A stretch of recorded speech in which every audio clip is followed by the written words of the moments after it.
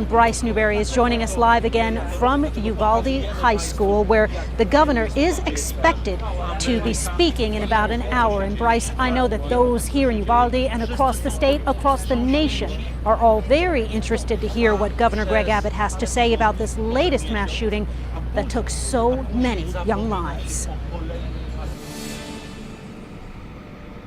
Quita, that's right. A lot of questions for our state's top leaders at this press conference that's now scheduled for about an hour from now. We are expecting to hear from Governor Greg Abbott, like you mentioned. We're also expecting to hear from the Lieutenant Governor. Our Texas state senators, both John Cornyn and Ted Cruz, are expected to be here. Attorney General Ken Paxton also expected to be at this presser in just about an hour from now, fresh off of his election runoff win last night. But we do want to talk about some of the victims this morning, because we are slowly but surely learning from some family members about the lives that were cut short inside of Robb Elementary School yesterday.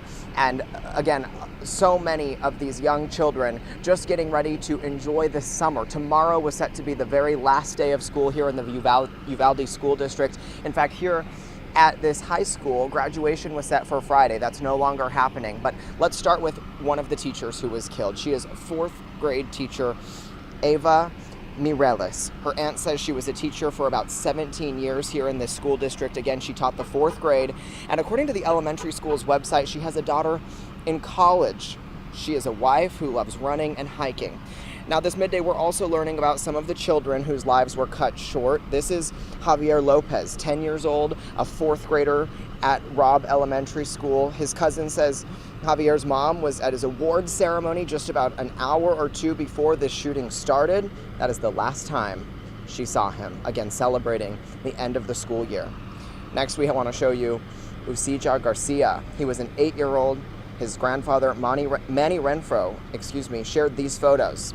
The time they spent together on spring break in San Angelo. Those are when those photos are from. We also have Annabell Guadalupe Rodriguez. She was 10 years old, a third grader at Robb Elementary. Her family says she was in the same classroom as her cousin during the time of this shooting. Again, this was a school for second, third, and fourth graders.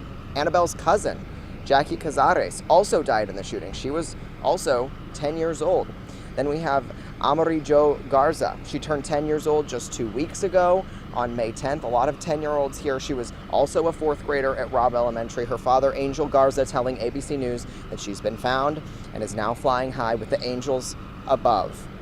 Giving advice to all parents this midday, do not take a second for granted.